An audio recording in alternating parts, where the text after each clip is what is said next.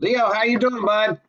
Good, Bob. How are you? I'm doing great, sir. I hope you got a bunch of questions for these guys.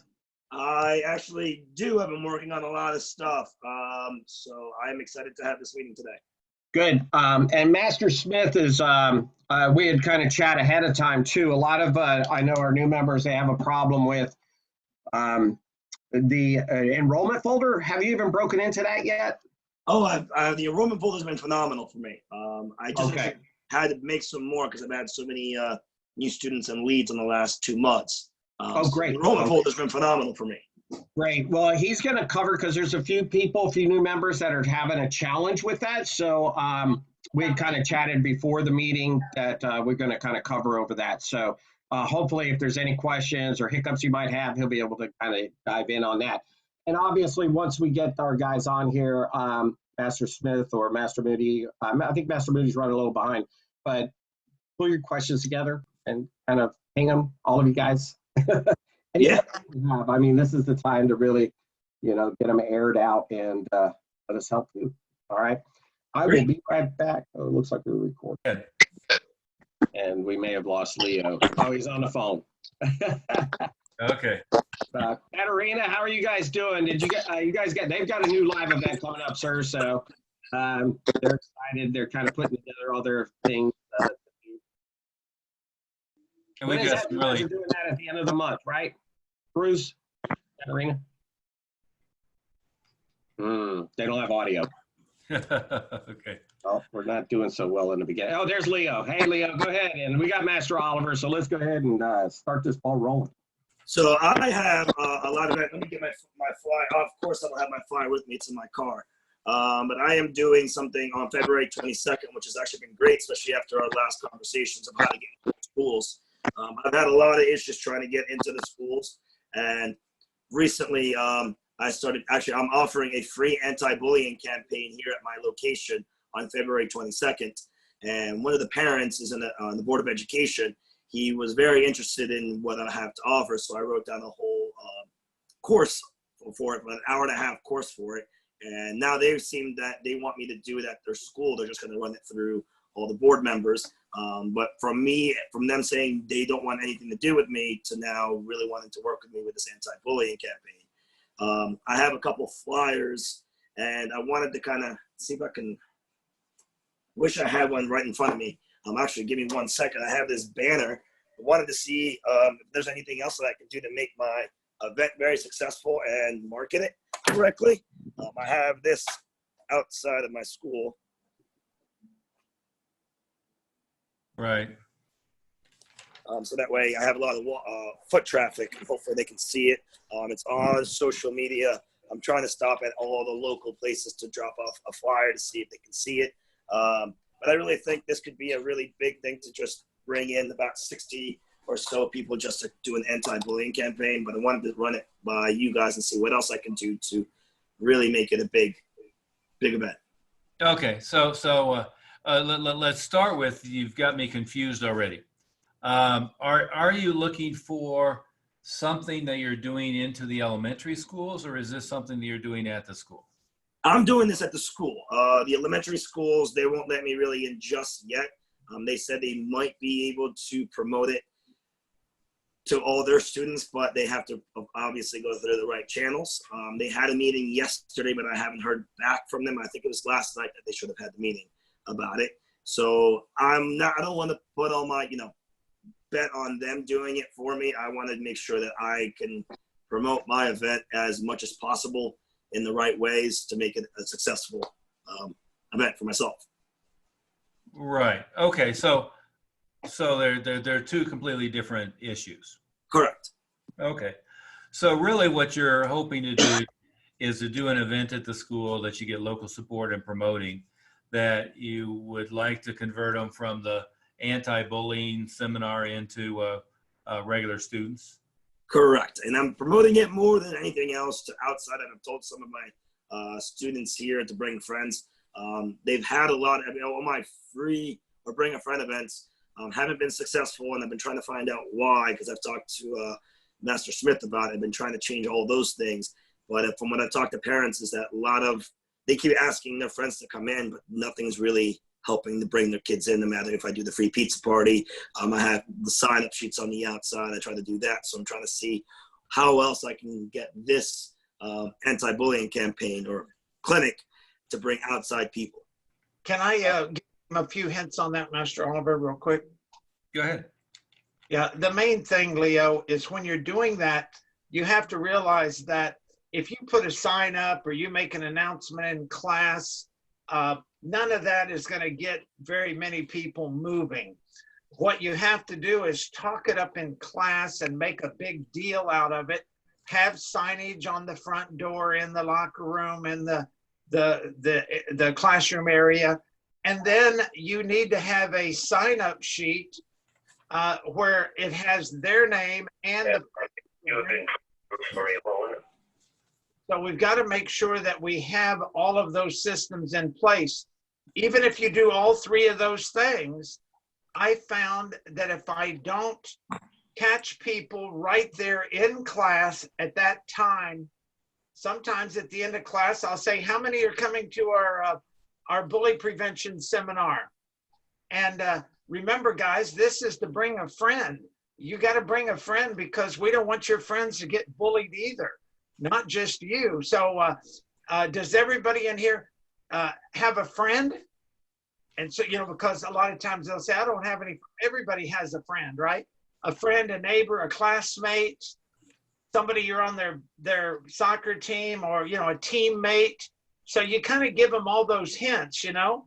Ask somebody, a friend in the neighborhood, ask somebody from your church, ask somebody from your school, ask somebody from your sports team. See, so you give them all those tips, and then I'll say, how many would like to come? And then I march them right over to the sign-up sheet and get their name right then and find out who they're bringing a friend. If they say, I don't know yet, then I give them the permission slip, and I say, fill this out, get them, have your parents talk, and then fill this out and bring it back so we can get them invited in here. And then I tell them, remember, every friend that you have come in here, we're going to give them 2 weeks free and a free uniform just for coming. So not only are they going to learn what to do in that seminar, they also are going to get some free lessons and a free uniform. So guys, you know, this is one of our community outreach programs. I'm looking for my leaders in here who will invite their friends and be proactive and be part of our ambassador program. Everybody who brings a friend as part of the ambassador program is going to get a 5 bonus stripe. So make sure you get those things done. And now I'll make that announcement, you know, like consistently, you know, I'll start it 30 days out from the event. Does that help a little bit, Leo? I mean, I've tried most of those things, and like I said, all the kids. Okay, and I said, Leo, I didn't say do most of them. What did I say? You have to do all of them. Yeah. Yeah. Well, let me ask another question, Master Smith. How many active students do you have right now, Leo? 178. Okay. What's the kid-adult ratio? Oh, pretty much more kids than adults. I think only have 12 adults. Okay. Okay. Well, you know, as a tangent, we should fix that. And certainly one way to fix that is start adding mom and dad on in the intro, but let's leave that one aside. I always think the starting point is to really laser in and decide what specifically you're trying to accomplish, right? Which is why I ask a couple of questions to begin with is, you know, are you looking for a buddy event, or are you looking for something to do for elementary schools, or are you looking for something to promote in your advertising, or something else, right? And so anything you do, you know, start with the end in mind. Is, you know, the mission is to get new students, right? Mm-hmm. And then to step back a step, is this something that I'm using as a referral tool, or is this something that I'm using to promote externally in my advertising, and how does all that work together? And try not to let it all get jumbled up together, right? So if we start with the premise of this, that's, and I don't know if this is where you're thinking or not, I'm just trying to get a handle on it, Yeah. that is predominantly a referral mechanism, right? If that's the premise, then the key in getting people who are students to participate is communicating with each of them on a one-on-one basis, not trying to do it as a group, right? Now you can do signs up and you can do all that stuff and announcements in class, but anything short of hand on the shoulder, eye contact, asking them to participate, and then helping narrow in on who they would bring, you're not going to get much participation in most cases. Does that make sense? So, and it's all the stuff that Master Smith said is like elements to promoting an in-house referral thing. But the main thing is they've got to know what it is that I'm inviting my friend to, what it's going to look and feel like. So how do I describe it to my friend, right? And then what can they expect so I can promote it to them, right? And if in the kids market, it's kind of like rule number one, if a kid is inviting a kid, it's got to be fun. And so they've got to see why this is going to be super fun, right? Mhm. And if a parent's inviting a parent, they've got to see that it's going to be fun, safe, and that there might be some additional value to it, right? So you've got to walk through that process. And again, why I was getting confused, Leo, is you started with school board and the school district and the anti-bullying thing, and then went to promoting it through social media, and then went to getting your students to bring friends. You see how scattered it starts out, Yeah. right? When you say you put together an hour-and-a-half program, what do you mean by that? What have you put together? So I've been researching a lot of it, and I guess and I see what you're saying with the scattered. I think I'm trying to do. I talked about 3 different events that I'm doing. I'm bring a friend, which is honorary instructor. They teach their friend on one day. The anti-bullying, I'm not trying to use it as much as a referral. I'm trying to use more outside marketing. But when I'm talking about the clinic itself, as we're talking about defining what bullying is, how to avoid bullying, how to deal with bullying, and then of course at the end is buddying over bullying. So I've been researching a lot. There is a good website, which is Martial Arts Against Bullying, which has a whole outline of how to run a really good clinic. So I was really looking into that and kind of redoing it myself. Not much of it, but changing some of the words to really target the kids around this area. And when I shared it with some of the parents, they all loved it. But I'm really trying to do the anti-bullying clinic as getting students from outside of referrals. I'm trying to do the referrals for another day. Oh, okay. That way it'd be 2 different marketing concepts for this month. Well, I would hope a whole bunch more than 2, but Correct. Okay. Well, let's start with this.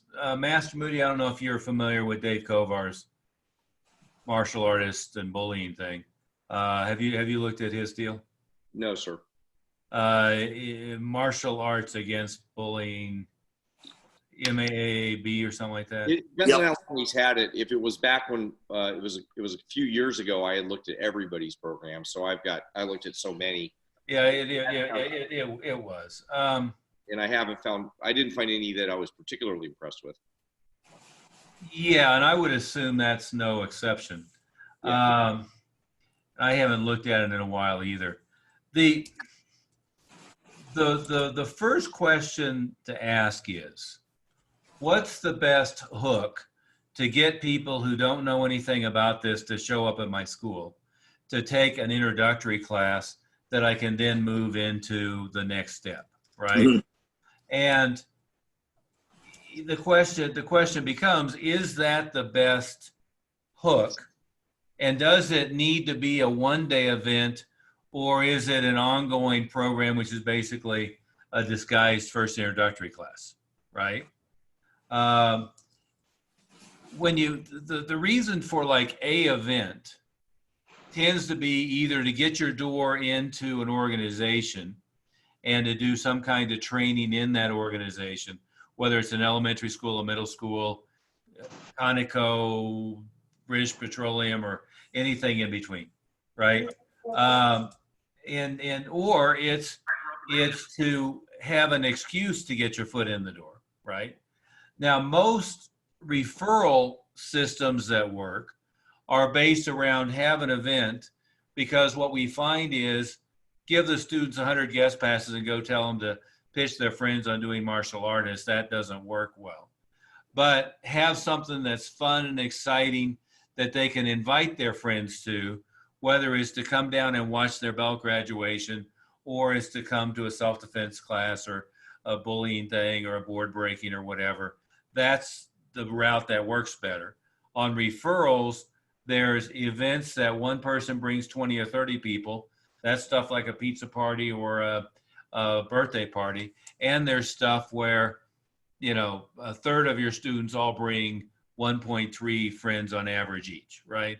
So you've got to define what it is you're trying to accomplish.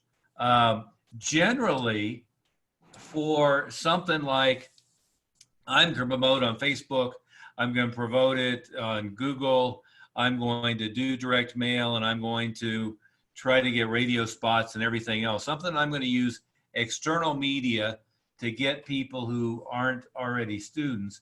I tend not to prefer a one-time, one-day, hour-and-a-half thing.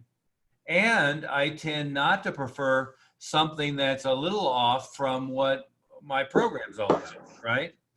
So I mean, if you don't know it, Master Moody is the expert in the martial arts on bullying. He did his PhD thesis on martial arts and bullying and the outcome. And most of, you know, what he sees, what I see, especially within the martial arts realm about bullying is all pretty not, well, how would you say it, Master Moody? Non-scientifically valid and not very useful. That's a good way to say it. I mean, Yeah. another way is it sucks. But you know, it doesn't. It's actually what people think is common sense, but it may sound like common sense, but it really is the opposite of what it's really working on people's misinformation. So I just posted the video of the bullying prevention webinar that we did. Master Oliver was on it, and everybody should be. And some of the people on this call maybe weren't with us at the time that we did it, because it was, God, 6 months ago or 9 months ago when we did that one. Yeah, that's very good education for you. And you should watch that video, and then you'll really understand it as well. But I couldn't agree with you more, sir, that when you're doing an event, the closer it is to martial arts, the easier it is to have the transition to get them to be members. Sometimes it won't be. You know, sometimes you could do some kind of Star Wars, you know, laser sword thing, you know, and if you get a whole bunch of people, I don't mind doing that if 100 people showed up, and I'll get them to convert. But if I had, you know, 100 people coming in and they were doing a trial martial arts class, that'd be easier to convert them. Yeah. And we teach sword, so it fits with us. well, yeah, but But if it was a Star Wars laser sword event and 100 people, it's a little harder than if it was a martial arts sword event, right? I mean, so yes, you're right though, Master Smith. We could certainly do the conversion. I wouldn't be against doing that, but the closer it is, the easier. But the point is, get more people in too.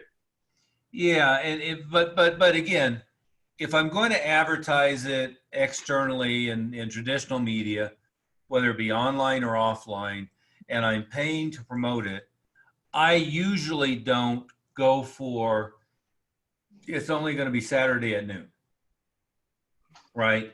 And then the question becomes, is the bullying theme, is that a primary theme that's going to get them to click on the ad in Facebook, to click on the ad in Google, or you know, to respond to the direct mail piece? And clearly it's a hot topic. But from my standpoint, Leo, is, you know, an hour and a half lecture on bullying isn't necessarily a useful thing to promote in order to get new intros in. Does that make sense?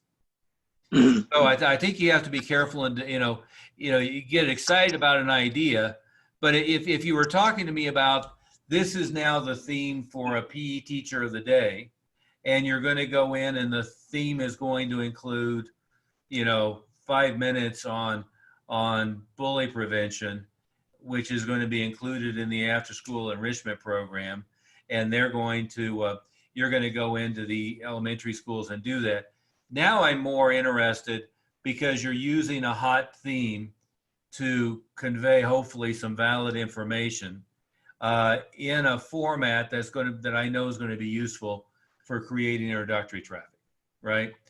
Master Moody, you put together some of those things for schools as a marketing tool. What's your take on it? As far as doing the bullying prevention stuff in there. Yeah. It's great. My thing is always, even when I've taught bullying prevention seminars, even in this webinar, is we do that and we try to get them to have us do something else, be it their festivals, do an after school enrichment program, do other stuff. So then I become an authority. It's really, we were talking about the book stuff earlier today in the other webinar. It just makes me, the whole purpose is it makes me an authority. So it's a hot topic, bullying prevention, but it also can backfire because because it's a hot topic, they've got some other program for bullying prevention. If you go in and say, I want to do bullying prevention, they go, oh, we checked that box, and then you get kicked out the door. So whenever we're doing stuff with schools, we have to be prepared to say, here, I'm an authority in bullying prevention. If you watch that webinar, you'll get more. I'm not trying to pitch it. It's just that you need to know the correct information to make yourself more of an authority. And what is great about that, on the good side, is if you get the correct information, you'll probably know more than most of the teachers and principals, oddly enough, because they're very misinformed. So that's really valuable. They don't usually know about their own state laws. They don't know about actual statistics. By the way, Master Oliver, I got to say this. You sent me this link. Some of it's good, but without me spending more than 30 seconds on it, I'll tell you the why do people bully thing is completely wrong. The data does not support anything that Kovar is saying about that. And it's in fact dangerous to be believing what he says about why people bully. So I mean, this is what drives me nuts about this stuff that people promote in the industry. Not just in the industry, but in the field of education, people are promoting stuff that isn't supported by data. So not to go on a rant, because this is a big topic for me. But anyway, but yeah, and isn't our primary topic today, so we don't want to. Don't want to beat it into the ground, but be careful what you listen to. But I mean, I have a pet peeve, which is, and I know in this particular area, you more so than myself, Master Moody, but I have a pet peeve with martial artists who don't know crap about what they're talking about, going out and teaching things and conveying misinformation, especially doing so in an educational format where presumably they should be well educated on that, but as you said, they're often not. And there is just an awful lot of misinformation and some really stupid stuff that happens in this realm. But again, Leo, if the question is, how do you promote an event, a one-day event at the school, and promote it external to the community? Well, there's various answers to that. Part of my answer is that may not be the most effective way to get new introductory students in, as opposed to something that's ongoing that you can bring people in. But if you're going to theme, we're doing a community outreach. We're doing this for the community. It's a charitable activity. There's no cost involved to it. Well, that is something that you can do, public service announcements, meaning you can put together radio spots, you can put together TV spots, you can cycle them out to the major daily TV stations, you can cycle them out to the radio stations, you can do press releases to the local papers, both the little weekly freebies as well as the major dailies. That's something you can promote, and this is a hot topic, so you could certainly promote a free community service, once a month anti-bullying seminar. I would hope that you would do some research on some of the materials that we have available to make sure that what you're teaching is real right? I have just downloaded the YouTube video from Yeah. from Rudy, so I can spend some time tonight Yeah. looking at it. Yeah. I saw the one that Master Moody posted on our Facebook page. That's what he's talking about. Yeah, okay. Yep. Good. But if you were going to do that, that is something that you can print flyers, and you can do it like what I call the Children's Hospital fundraiser. You could do a free seminar co-sponsored by Pizza Hut and do flyers with your logo on Pizza Hut, and they put on the boxes to be delivered. You could do the same thing with Domino's. You could do the same thing with McDonald's for them to put it in the bags. You could put them with tray liners, etc. You can create this as something that's a nonprofit community outreach activity that then you get media outlets to help you promote in the form of public service announcements. You could do a little bit more study and research and development, and you could do radio interviews and so forth about how your mission is to stomp out bullying in the area. And by the way, one simple takeaway, and you guys are welcome to read Master Moody's PhD thesis, but one simple takeaway is the most reliable way to ensure that kids don't have problems with being a bully is for them to be a black belt. And correct me on anything I misstate summarizing it, Master Moody, but what you had originally hoped to do is look at kids who were doing bullying and what happened with their training in martial arts, and kids who were being bullied and what happened through their training in martial arts. But frankly, you found that kids who are bullies don't enroll in martial arts because you could barely find enough to study, right? Very few. There just weren't. There were so few. We did get a big reduction in bullying, but there were so few to start. There wasn't enough statistical significance for those of you who care about the data. Yeah. But read. But I again, I know you and I did it. So I mean, it sounds a little snotty for me to say it, but I really do feel like it was a great webinar, and y'all ought to be. It's sort of a fundamental piece of education. All those webinars we've done have been great. The ADHD one was also great. Grandmaster Smith was on that one. It's fantastic. So everybody should be on the watching those, and we posted them.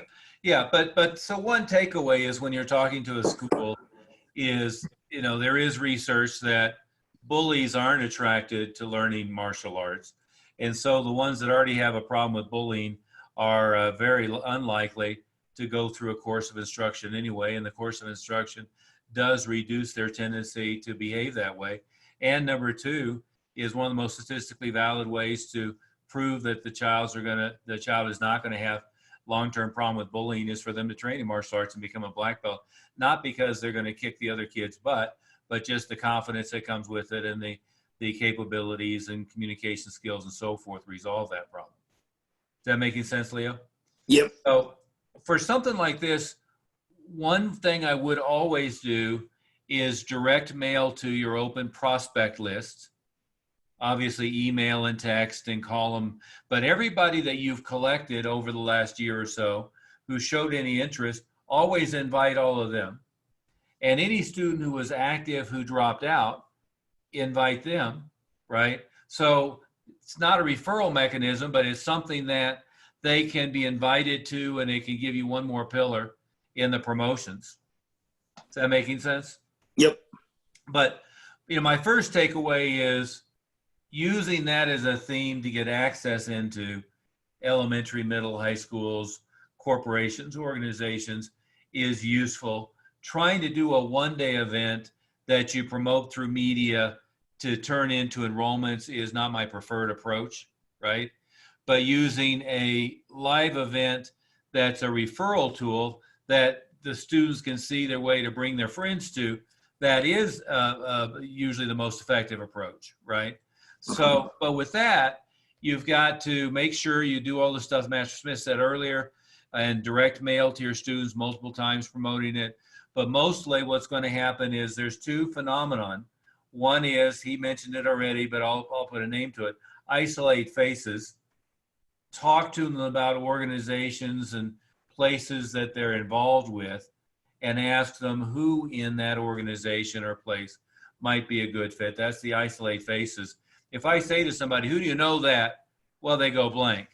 But if I say, Joey's in third grade, who in his class might be a good fit, who would really enjoy this session.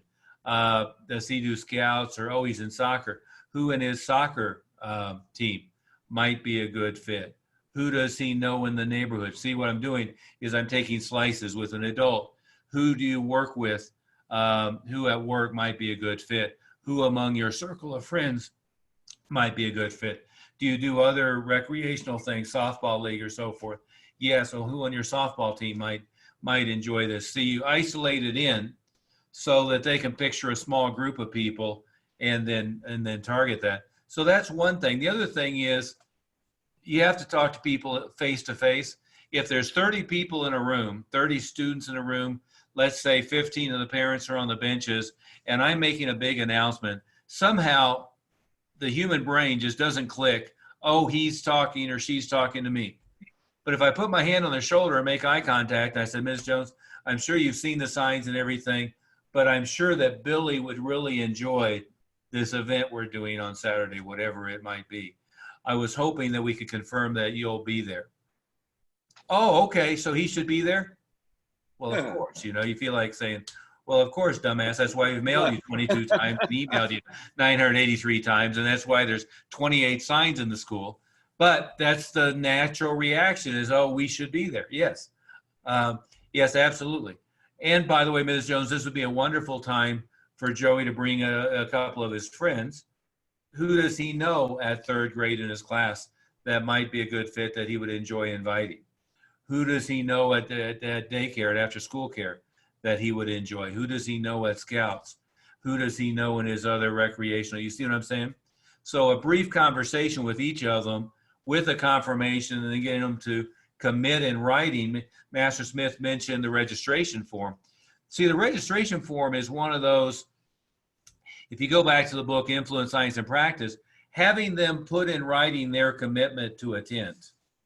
Whether you do an individual form or whether you do a sheet where everybody's filling it out, psychologically, that makes a big impact on people, right? Now, what you don't do is you don't have a form over on the clipboard on the desk and say, anybody who's going to come, go fill out the form over there. Well, that doesn't work, right? But what you can have is you can have it in your hand and say, okay, great. So you guys are going to be here, fill this out for me. And by the way, put down here who he would like to invite from elementary school, right? And fill that out for me as well, if you don't mind. Then I can give them a single sheet, or I can give them a registration sheet that they complete. That sense of they're signing it, that they're going to attend, makes them much more likely to actually follow through, right? It's a small commitment that makes them likely to show up. Does that make sense, Leo? Yep. Does that help a little bit?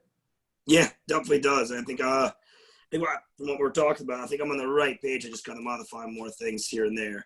Because I know after talking to Master Smith last time, I am doing whoever hands in the worksheet at rank ceremony when they get promoted, they're all going to get a free pizza party for them and 20 friends. And I've been mentioning it in classes, and everyone is beyond the moon about having a free pizza party with their friends here at the school. Yeah. And that's great as long as you talk to each of them individually. I'll start doing that more individually. Yeah, that's what I change. Yeah. The on the go back to the bullying thing, is what I don't want to do is I don't want to bring them all in and have a 90-minute lecture on bullying. I'm doing a 30-minute, more interactive, more of if they push you, how to say no. So it's all actually more interactive than I think the hour and a half is for, like you were mentioning, when I start working with the schools at the elementary schools as coach of the day, I'm only doing 30 minutes and it's all more interactive, role playing and kind of talking, things that I've always done in the past, what I do with the Boy Scouts, what I do with the Girl Scouts. And now looking at this, the video, I'm going to look at that and make sure I'm better prepared for that 30 minutes and making sure that it's going to look great. Yeah. And what you want is you want it to be a big first intro. Yeah. With a theme and some references to, and maybe a handout that supports what the promised outcome was. Okay. But ultimately, if you have a kid who's being bullied and you give them a 30-minute class on how to solve bullying, you haven't solved much of anything, right? Yeah. And if you have a kid who's a bully and you give them a 30-minute class on how not to be a bully, you haven't solved very much. Yep. But in either case, if you enroll them into your program and you implement the proper character development skills and you have them develop through on a long-term basis, that's what helps to solve and mitigate the problem. Is that a fair way to say it, Master Moody? I think that's right. And I would also say I would never teach the whole bullying prevention deal at anything like that because of exactly what Master Oliver said. I'd be teaching like 20% of it, even though we can do ours kind of compressed into time.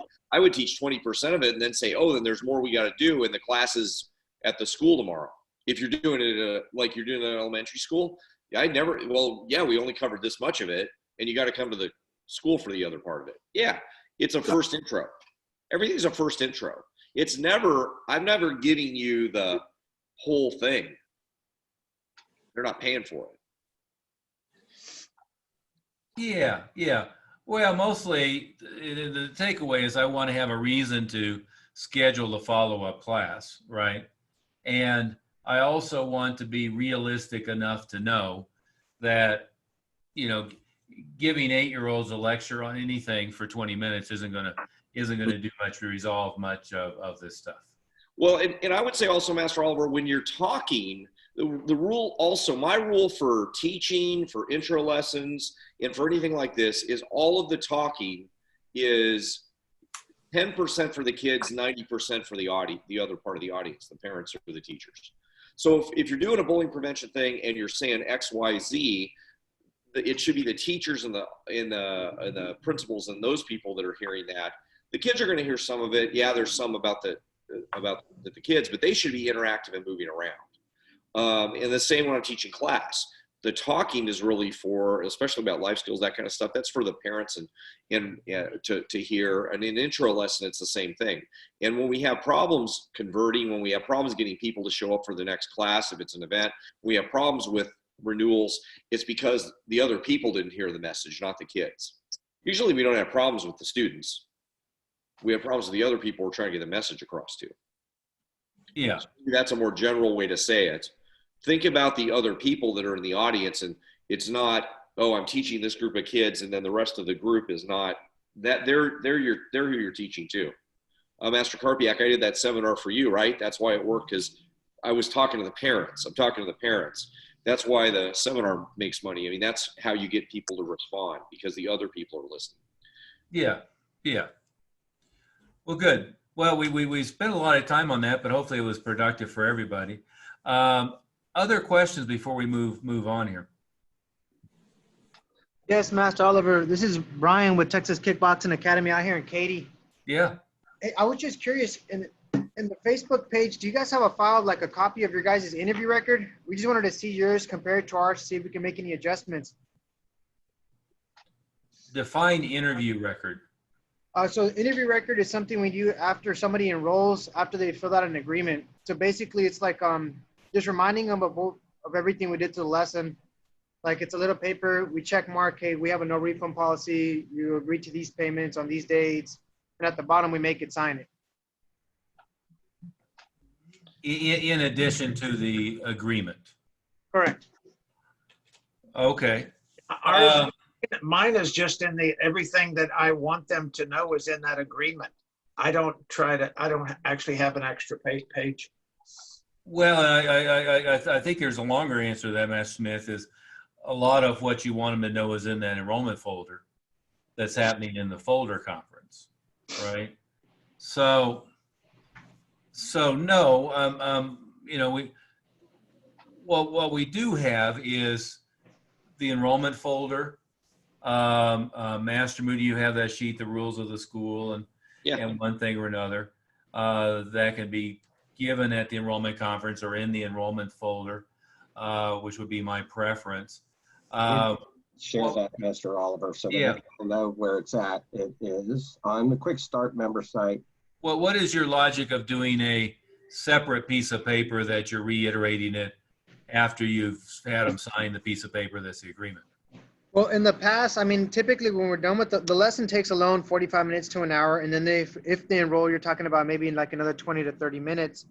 So it's a lot of times the issue we've had in the past is people come back and be like, oh, you guys never mentioned this, even though it's on the agreement, even though we've been through it through the intro. So we made the interview record just to pretty much like double back on it and be like, well, we went off this at the end, you checked it and you initialed on it. They'll still say it. Yeah, we call that a policies and procedures. You might want to look at that in the Facebook group, look at policies and procedures. And you got to be careful how you do that. They enroll, they pay their money, they get their uniform, everything's done. And then we just say, hey, here's the policies and procedures. And it's a bunch of stuff. And it includes, like what happens if they are gone for the summer. And it's very soft so that they're covering all those kind of issues, but nobody ever objects to it or has any problems with it. So you don't get any kickback when you do that. So you might want to look at policies and procedures. Again, on the Facebook group, it's super easy to use and it's very powerful. You got to be careful how you say stuff at that point. If you say at the end, you could say stuff like, well, if you ever miss a couple classes, we're still going to charge you. And, there's going to be a lot of other fees that you're going to have to pay or whatever. I mean, you shouldn't have those, but you could make it sound really mean and you don't want to do that. You want to have a good relationship. So this is an easy way to do that. And just to be sure I'm clear, giving them the policies and procedures is, hey, if you guys can just read over these policies and procedures, No. The policies and procedures, it's after everything's done. You say, hey, just want to make sure you know some things. And like, for example, it says on there, when you drop your kids off, make sure you come into the school and escort your kids in and out of the school for safety reasons, just initial that.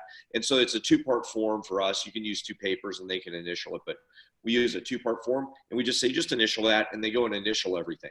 And it's a lot of other stuff the stuff that I make my staff do. It's that ambassador card thing that you guys just talked about a little while ago about the giving them the guest passes. There's a checkbox there. So we've given you 5 guest passes, and then what they just talked about on how to do that, it reminds my staff to make sure they give the guest passes out. It schedules their first training conference or progress check in 2 weeks. It offers them a birthday party if they book it that day. There's a bunch of stuff on there. So it's essentially a checklist for closing out the meeting, and it covers all manner of sins. And it tells them if they need information, it's up on the activity board and all that stuff. Okay, So, excellent. Definitely. So there's no, and what happens is magically when we do that, we rarely ever have anybody say, well, we didn't know that XYZ was supposed to be the case. First of all, we rarely get that. But then if we do get that, we'll say, well, sorry, is there a misunderstanding, but that's how the policy is, or that's what we do. We explain it nicely. And if anybody ever threw a fit, we could pull the paper out and say, hey, you initialed it. Okay. Yeah. I don't see any particular need after you've gotten the down payment, the initial tuition, after you filled out the agreement, to have them fill out another piece of paper that says the same thing on the first piece of paper. I just make it clear on the enrollment paper when they sign it. Yeah, this is totally different. I agree with that. This is totally different stuff. This Exactly. is a drop-off policy. That's why Yeah. we have enrollment folder that has the rules and regulations and parents' procedures and stuff like that is all in the enrollment folder. Yeah, but again, are you doing the agreement on an iPad or something like that, or are you doing a physical? Yeah, the agreement is electronical. Yes, sir. Okay, I also don't like that very well, and so, if you need to have a piece of paper to send them home with to tell them what it is they agreed to on the electronic thing, I guess that's a different conversation to have. I personally don't like I'm handing you an iPad here, sign the iPad thing. And it's not that it's not legally valid, and it's not that it doesn't maybe facilitate getting the data into the system a little bit better. It's just that psychologically, I'd rather give them a clipboard with a physical document, and then give them a copy of it to take home. Again, probably the reason you're getting that we didn't know about that is they're doing the usual, like a software license that nobody reads.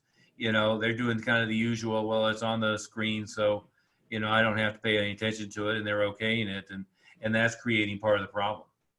Well, can I ask what you're getting regular complaints about that they don't know about? So the regular complaints was typically like on the belt fees.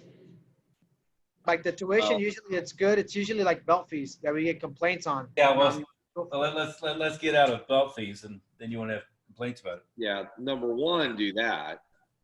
Yeah. Well, If you just raise your tuition, Yeah. that'll cover that anyway.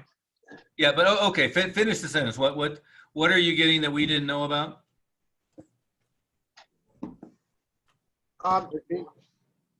other than that, other than the belt fees, what are you getting?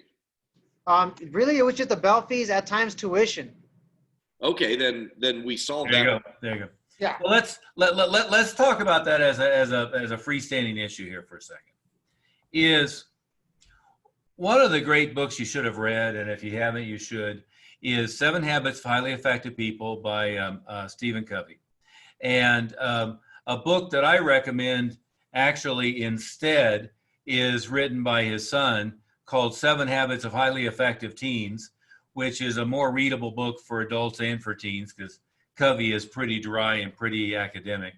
But it's one of those books that has been used throughout corporate America extensively.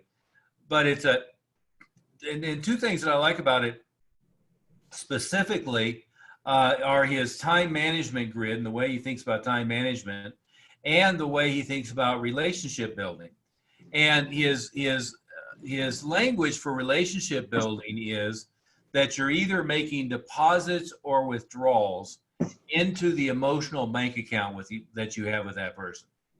So you want to be thinking about all of the interactions you have with somebody, about whether it's making deposits, in other words, having a positive contribution to your relationship, or making withdrawals. In other words, it's dinging the relationship. It's something that, maybe they leave and they're satisfied with your answer, but they're still not feeling warm and fuzzy about the relationship that you have. Does that analogy make sense? And so if you start with that way of thinking about it, you're making deposits or withdrawals from that emotional bank account.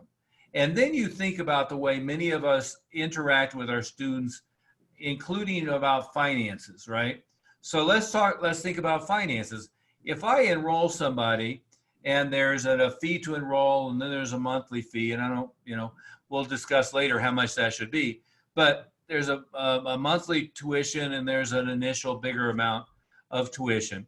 And then if I go back to them a month later and say, oh, by the way, you need this piece of equipment and this piece of equipment, this is $20 and this is $15, so it's $35.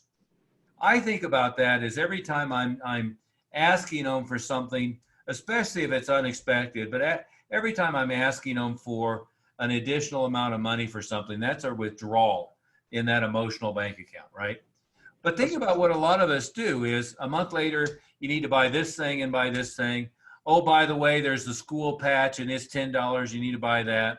Maybe you need to be a member of the association and it's $75 a year. You need to pay for that. And then, oh, by the way, your Gold Belt test is coming up.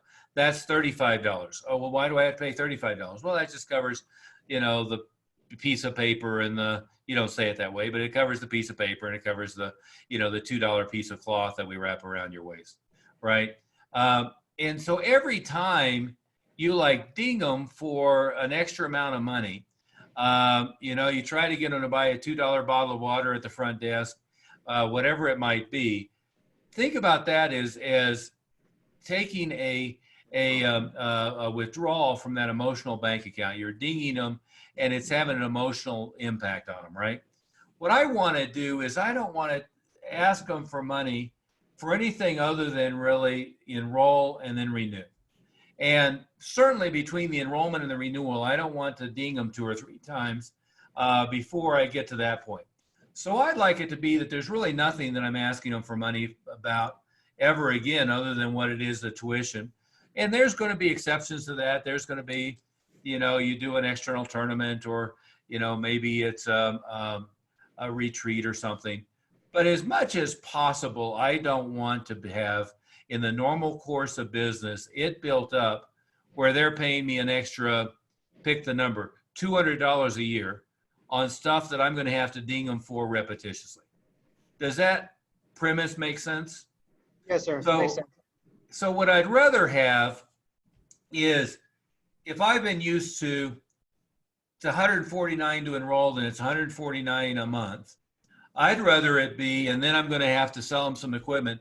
I'd rather it's going to be 400 plus the first month to enroll. And then, oh, by the way, here's a bag of everything you're going to need in the next 6 months, right? And if I'm used to charging exam fees, and let's say I'm used to charging, I'll just use that same number, $149 a month. Well, if I was charging them $35 4 times a year, so that's $140 a year.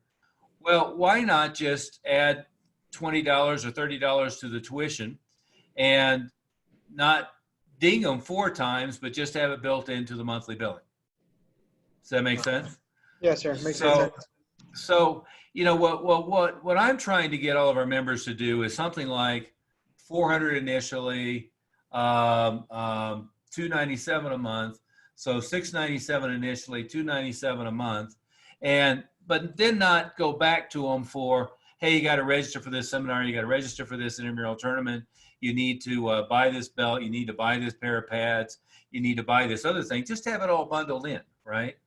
And then when we get to something like they're renewing the leadership, what I'd like to do with that is maybe it's $1,000 initially. And by the way, here's the bag of all the stuff that you're going to need. And it's got the weapons, or it's got the hand wraps, whatever it is they're going to need. Here's all the stuff that you're going to need in leadership. Here's the books, all that stuff. But we don't then go ding them again for all that other stuff. Does that make sense? Yes, sir. And there's one piece of logic to it, is those dings in the emotional bank account, just going back to them over and over and over again. The other piece of logic, which is more practical, is, I only have a certain amount of bandwidth. I only have a certain amount of staff available. If I'm having to chase all of my 170 students down every other month to get them to pay the fee for the test, well, that takes a lot of time. And in fact, I would argue that it takes more time chasing those 170 people down to get them to pay for the, for the testing. You could, in that time, you could have done 3 touches with all the people who need to be renewed into leadership. You could have sat down and finalized the leadership renewal and not spent all that time chasing down $35, but spend the time getting a $25,000 leadership renewal and having 1 out of 5 pay in full. Yes, sir. So you see how that makes sense as well. I mean, one of the early realizations I had was stuff like, when they were sparring, we had mouthpieces, and every time we had, especially the kids class, every time we had a sparring class, there were 2 or 3 kids who didn't have their mouthpiece, and then you've got one of the moms isn't there, and one of the moms doesn't have her purse, and they're going to pay me for it later, and maybe there's 2 other kids, and they're it's $2 plus sales tax, and I'm over there trying to make change. Somebody's trying to make change on the crap. Well, but I could go buy the damn things for 50 cents a piece in bulk. I could go buy 1,000 at a time, and I got smart and used the ones that hooked to the football helmet, right, with the little strap. And so some kid shows up, didn't bring his mouthpiece. We give it to him, say, don't worry about it. I was much better off giving away 50 cents at a time than I was collecting $3 and having to go through all the effort and pain in the ass of doing it. Plus, they're grateful, right, rather than agitated. Yeah, and people won't. One resistance people have, I think you guys have to that is, oh, but then I'm going to be giving away. They're going to get lazy, and they're going to lose them all the time, and they're going to take advantage of me. And they're going to no. People don't want to do that for the most part. There'll be a couple people that do that, and 98% are fine, and 2% are yeah, and the 2% that don't, you go, dude, I've been giving you 6 of these. Mom, tell him not, or you guys gonna, and you go, come on. And then they stop, and you just, treat them like you would anybody, and quit goofing around and remember your damn mouthpiece. And then you kind of just treat them like you would a normal student. If they didn't bring their gear, they didn't bring something else. that they're supposed to bring. So I couldn't agree more with that. My example of that was I had a ticket. I went to something from Grandmaster Clark, and he promoted this idea. I don't think he ever actually did it. Most of the time he always does stuff, and everything he does is great, and I don't have any negative things to say, except this one thing was a ticket carnival, and every kid that went to class, they got a ticket, and every time they brought a friend, they got a ticket. It was all this like really complicated thing, and they could exchange it for prizes. This was 25 years ago I did this stupid thing. I remember the front desk was overwhelmed by stuff. And we didn't do any business that month. We got some members, but we didn't do any business that month because the front desk was overwhelmed. And so anything that happens at the front desk or your counter should be minimized so that you can do business. And it just used to piss me off because they'd say, "Oh, but I was selling waters." Yeah, that's the stupidest thing to do. Yeah. Yeah. If you ever want to have water bottles in there, go get branded school bottles and give it to them and let them fill it up in the drinking fountain. I mean, don't mess with all of that stuff. Yeah, there's no argument that selling, actually, what you mentioned about merchandise, there's no argument about selling merchandise or water bottles or any of those small items that has any value compared to tuition. No. Tuition is what you sell. You don't sell that other crap. All that other crap is ridiculous. You do not make money because every transaction should be worth a lot. Don't make money on small transactions. Yeah. But is that all making sense for everybody? So Yeah. To me, most of the logic is don't be going back and basically poking somebody over and over and over again, getting them to pay for something, especially small things. It just gets annoying and is making withdrawals from that emotional bank account.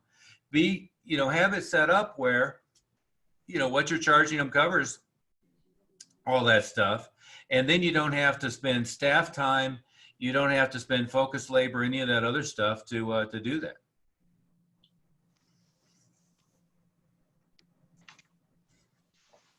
Well, good. Other questions? I mean, we've hit some pretty substantive stuff here already on some pretty good questions. Katerina, did you have a question? Bob, you mentioned that Katerina had a question or. No, I was just asking how to, maybe they do. I was just asking how they were doing. They had a little challenge with the audio. Bruce, Katerina? There you go. Bob. You're good. The question was about events. We are going to make our first event at the end of the month. So it was mostly, now we are more question about how to promote the event. Okay. Is this an internal event or you're going out to a live event? A live event. Okay. So you're going out to a live event. Well, great. So what is the event? It's an art walk event that is just right very, very close to our school, where different local business, they participate. So we were thinking it was a good opportunity for us. I didn't hear the first part. What's the rationale for the event? It's an art walk where local artists of all types come out and promote their art. Also food and jewelry and all of these types of things are there. I got you. Okay. So let's talk about the basics first. This is true whether it's a movie theater, it's something like what you're talking about, an art event, a home and garden show, a show at a shopping mall, a 10K, a 5K, some other charity event. But one thing is always true is you need something to get them to come to the booth, right? The thing that works well, and first basic is you never have a table and have anybody sitting behind the table. You're always out front of the table. But the thing that works best that we found to get them to come over to the booth is a prize wheel. And the bigger it is, the better. The more colorful it is, the better. The more noise it makes, the better. And nowadays they're very inexpensive, maybe $300 on Amazon. We've posted several of them in the Facebook group, but you can get them where it's LED and they flash when they're spinning and they all that kind of stuff. And so you set it up where basically you have somebody saying, hey, come over here, spin the wheel, win a prize. Before they spin the wheel, they fill out a little information sheet, just like your first intro information they fill out the school. And then afterwards, you go ahead and schedule an appointment to come into the school. So rule number one is whatever you're giving away on the prize wheel, if it's tangible, you don't give it away at the booth. You have them come into the school, right? What will happen is, just using that format that I just said, is you'll get about 20% or 25% of them to make an appointment. 75% more or less are going to say something like, I got to go check with wife, husband, schedule. I got to look at, and see if when we have time next week to come in. They're going to use some excuse like that. So you got to make sure everybody is trained on, oh, I understand you didn't come here, prepared to make an appointment for martial arts lessons next week. Why don't we pencil in a time tentatively? And if that doesn't work, we can always reschedule. I'll give you our phone number, email address, all that stuff. But tentatively, do you think Monday or Tuesday will work? Usually that starts a conversation of, well, I know we have something going on Monday. I work on Tuesday. Do you have anything later in the week? Sure, we have Wednesday at this time, Thursday at this time. Yeah, I'm pretty sure we could do Thursday. Okay, well, I'll pencil it in for Thursday. Here's our information. You give them a packet of information. Here's my name. Here's the phone number. Here's the email address. If you have any problem making it on Thursday, please give us a call. Obviously, we're going to be really busy, and we don't want to hold a spot that you're not going to be able to make it for. We want to give it to somebody else. But otherwise, we'll look forward to seeing you then. So basically, the script is, let's pencil in a time and schedule it tentatively. I'll give you our contact information. If it doesn't work, just let us know. Right? It is not more complicated than that. So first part of the script is come over here, spin the wheel, win a prize. Second part of the script is, let's go ahead and schedule. We're also, you'll receive 2 free weeks of lessons. We'll schedule your first free lesson where you'll also receive that free uniform that you won. You'll also receive that free whatchamacallit that you won. And then they say, I got to go check with my schedule. And you say, well, sure, let's pencil something in tentatively. Obviously, it's going to be busy. I want you to be able to get in. Do you think Monday or Tuesday would work better? And then you end up with that rest of that dialogue. Now, from there, and Bob, there's a whole section there in the member site on that. And there's a picture of a booth where they went, way off the deep end, which is great as far as the pictures there. But when you plus it, you want to keep stepping out further, saying, what else could I do to attract people to the booth, and who's going to be the audience, right? So one thing on an outdoor event, those big blow-up kicker guys are great. So, and they're not very expensive. They're maybe $300-400. Most of our guys have a little portable generator if they don't have electricity, so they can have a little gas-powered generator running if they don't have electricity. Those are fantastic, and they get attention. Then what else can you do? Well, you can have somebody out there in some kind of costume, especially if you're in a movie theater or something. So there's an example. There's the blow-up kicker guy.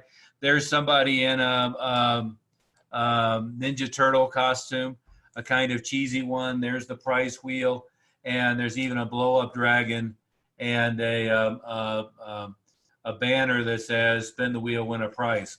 So you see how you can start expanding it from there. Nowadays with digital printing, most of this stuff is pretty inexpensive. The floor standing banner is maybe a couple $100 to get printed, and they can trade out the. Yeah, not even that. I mean, it's like 125, and they last forever. Yeah. This stuff is, but I was going to say, Master Oliver, I think you said it. Don't wait for, number one, you need the spin wheel. But if you just have the spin wheel and a table, that's enough to do one tomorrow. Yeah. And you can FedEx the spin wheel to you. So, you can do this tomorrow and kick ass with it.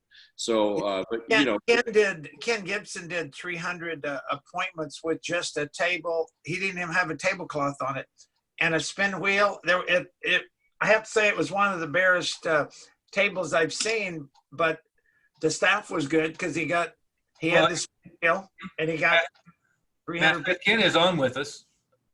Yeah, tell us, Ken. Yeah, we're telling everybody how bad your table was. I didn't think it was that bad when I put it up there together, but We then when all, I looked around and looked at everybody else's online, it wasn't that great. Well, it wasn't bad. It was just bare. It was bare. It was Yeah. bare. We had a wheel, and we had some weapons out there and some boards, and that's about it. I can throw a picture up online and let you guys see, but it worked because we didn't stand behind the table, and when people said, "Oh, I'm not sure," we said, "Well, let's set a tentative time, and if it needs to change it, we could change it." Yeah, and I think the more important thing, it didn't work because of everything that was on the table. It did work because of what you did, right? Yes. And what your staff did. Yeah, no, it definitely worked because of what we did as a staff, and the wheel makes a big difference. And since I've upgraded the wheel and the table and everything, but you don't need a whole lot to get started. Yeah. One is when you start scheduling the intros, do you automatically assume that you're going to be scheduling group intros, or do you try to give them individual intros? Group. Yeah, that was another mistake that I made. At first, I scheduled them too far away. I think that the general rule of thumb is try to schedule them within the week as much as possible, and we did group intros. Certainly, there's some that aren't going to show up, or you're going to have to reschedule.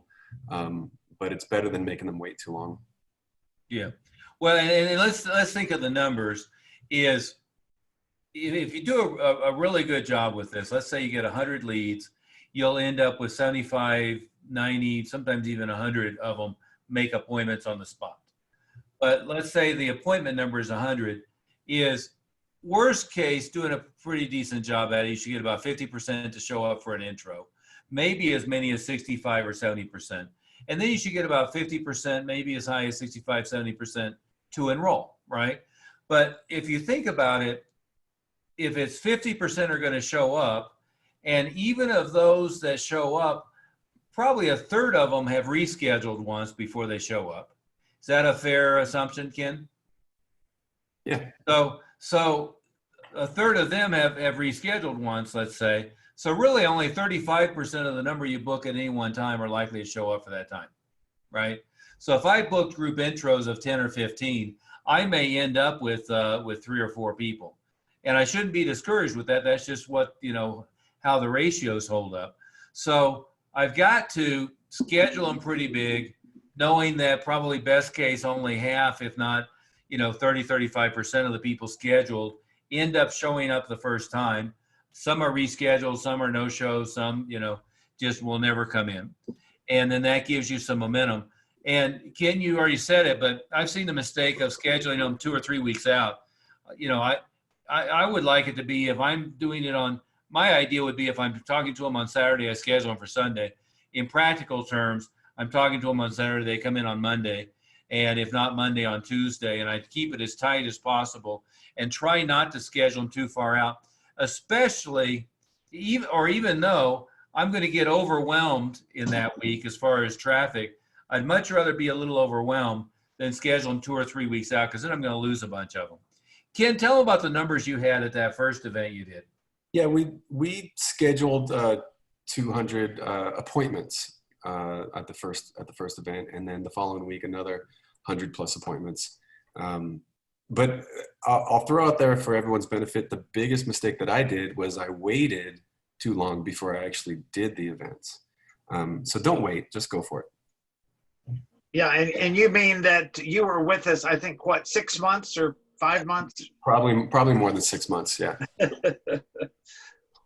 Yeah, one of the biggest problems I see is that people are waiting for the perfect event too. These don't have to be, blockbuster movies, although that's great. I mean, Mulan's coming up.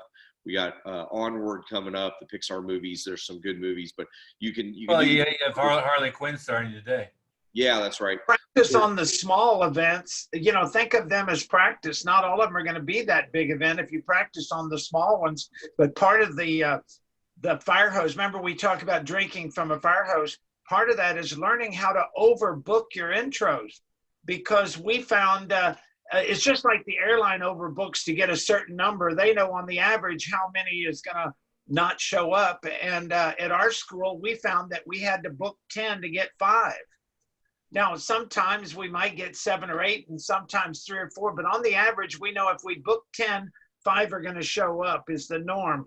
And then we'll reschedule or, try to reschedule. But part of that process is making sure that you text, email, and call to reconfirm the appointment to make sure that they don't forget about it.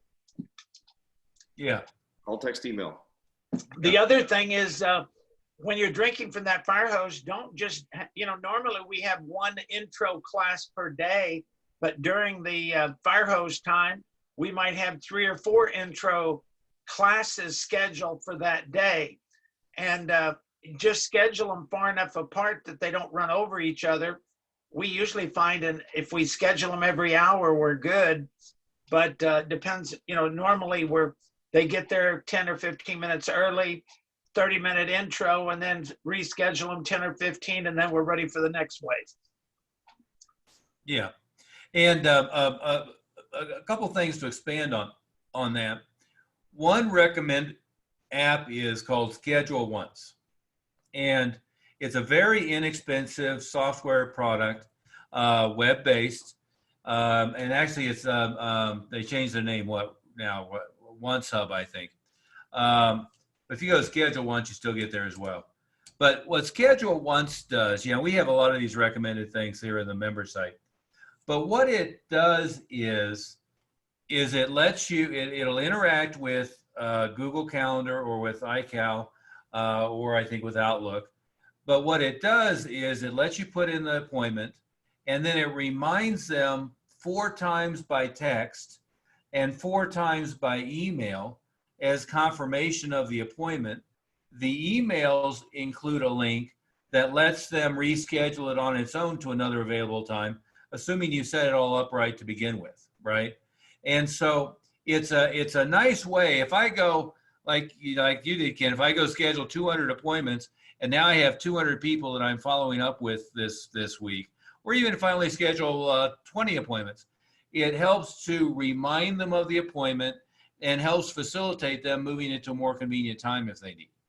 Does that make sense?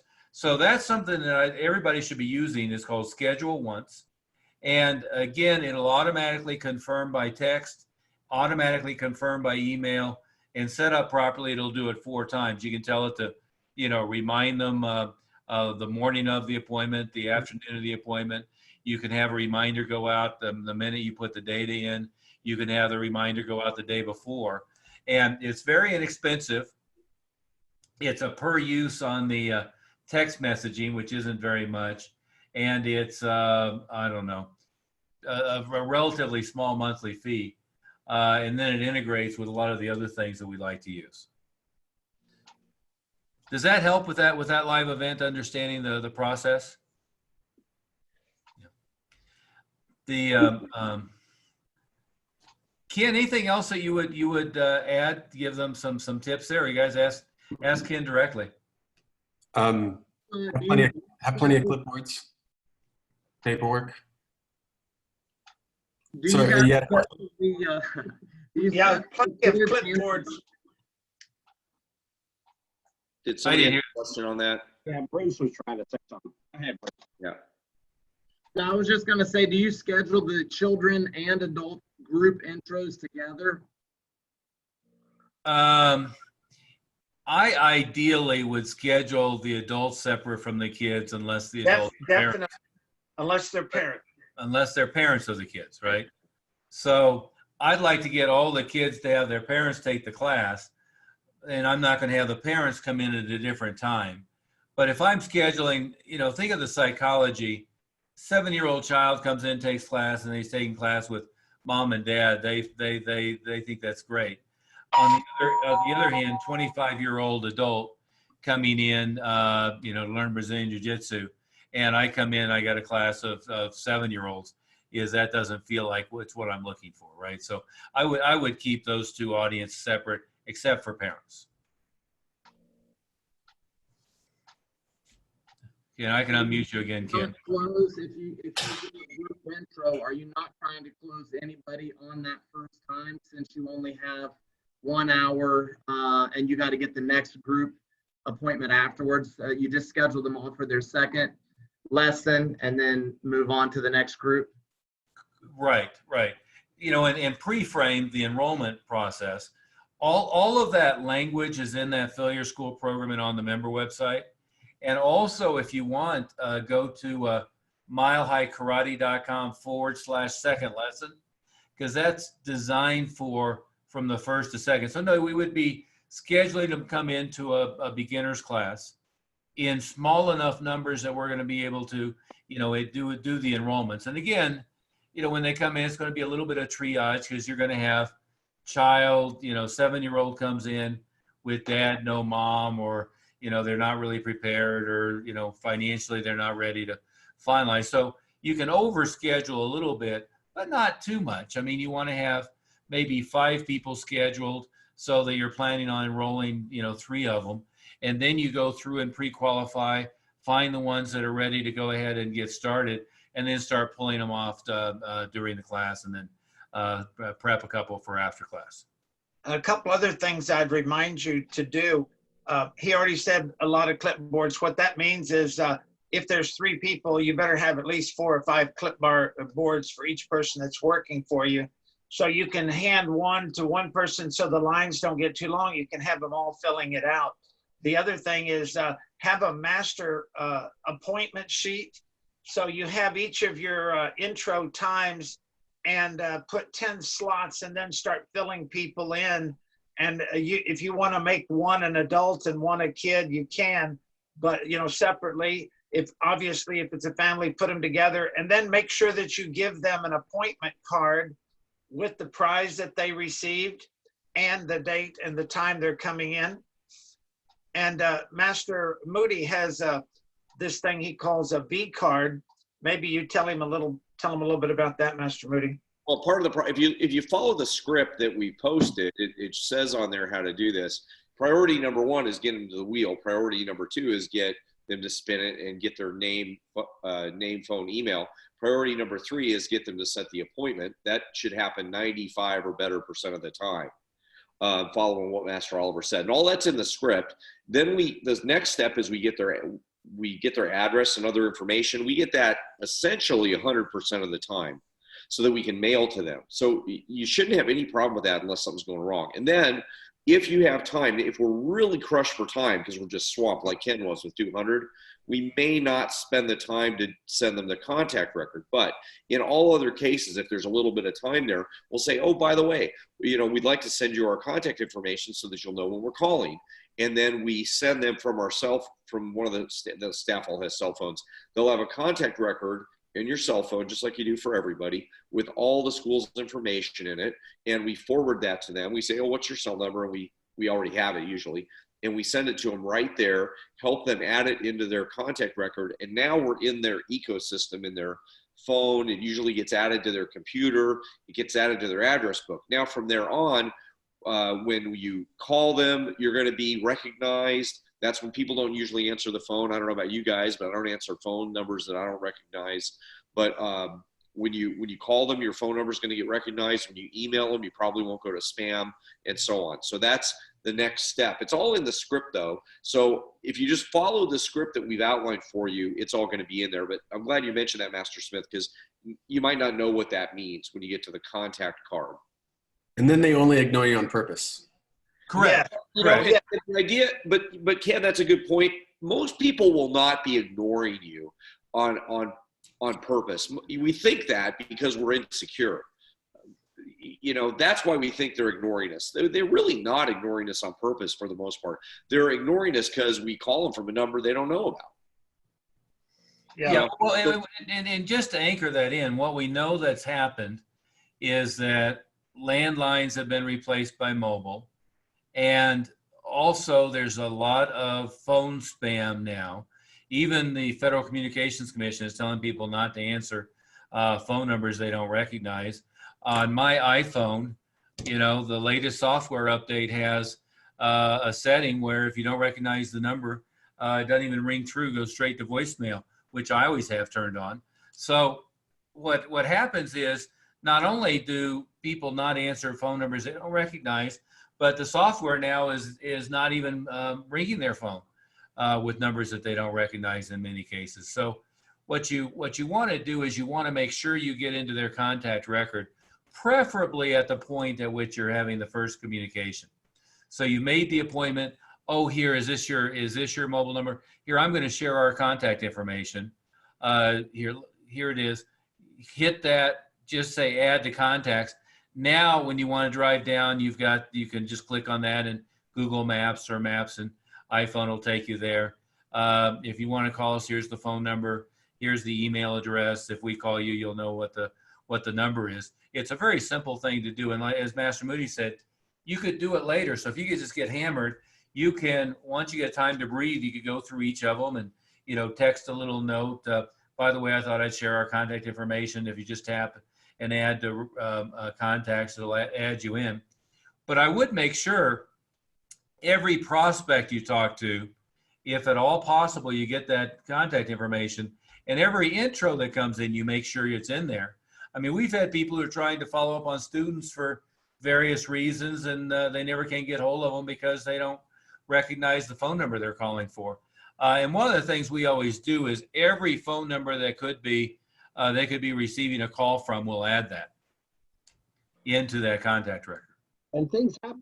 I mean, just because it didn't come around this time, I mean, keep them in your follow-up, because who knows, 2 months down the road, they may pop back up on the radar and become a student then. Yeah. And again, what we have seen work great, the Arts Festival will be interesting to see who the audience is for that, right? One, it'll be interesting to see how many people show up and who the audience is. But we had our school in Fresno, they were having a hard time because a lot of the big open live events they did were bringing in a bunch of broke people who weren't a good fit. They started going to home and garden shows, places where, where people were looking for granite counters and wolf ranges and Sub-Zero refrigerators. And they started expanding the booth where they had face painting and a balloon person, as well as the prize wheel, as well as somebody in uniform to attract attention. But what we know is Marathon, Colby Winkler did 180 appointments, 180 leads, 150 appointments, a tick under 100 intros, and 54 enrollments from 6 hours at a marathon. 10K run, 5K run. We also know movie theaters, big multiplex, which you have down the street from you there in Fort Lauderdale. Big multiplex with a blockbuster with the right audience is a surefire. And we know there's some, again, DC and Marvel blockbusters coming out this spring. So those are marvelous opportunities, or Mulan will be a great opportunity. So all of those are opportunities. We've also seen, Halloween and Easter and different, Easter's coming up now, but all of those are events that surround that. Back in Halloween, Scott Sullivan did what, Master Smith, like 350 appointments in 10 days, some ridiculous number at different events. Yeah, that was a bunch of different events that you can all look for this time of year even. Exactly. Yeah. So we know it's a home run if you hit the right event with the right audience. Yeah. Good. Any last question before we call it a day? Can I give Bruce one more last tip? Make sure that you have them fill out the slip before they spin the wheel. Because I find that if they spin the wheel, a lot of times they'll just be out of there. But if we have them in line waiting, as soon as they fill out their form, then they go over and spin the wheel. We write on that slip what prize they get. We give them a guest our school card with their appointment on it, with the prize that they received. And you'll find that it'll be a lot smoother that way.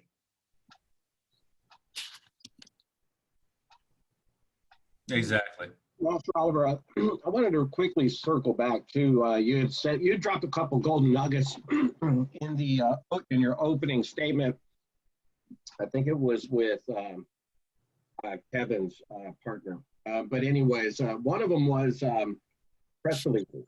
So, Troy, you've had a lot of major opportunity with your press over there in Texas, and I can't tell you how many times a number of our members also have sent over bully prevention seminars, info, and stuff like that, where the local news team picked it up and came to the school, so it can really snowball into some fantastic free publicity. And obviously you can use that and everything you've received too, Troy, use that in your marketing pieces, because obviously if the local news thinks you're a fantastic person, you know, everybody in your community should too. But it's as easy right now. I just pulled up our local news. Oh gosh. But if you just Google your local news team, for example, here we go. I'll just screen share real quick to show you how easy it is, where you can put your info in. Right now, you used to fax it in, but now you literally can email, send a screenshot or whatever.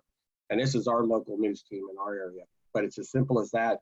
And it doesn't guarantee they'll pick up everything, but obviously we've had numbers, many home runs with, you know, press release, you know, guys been able to really capitalize on. You bet.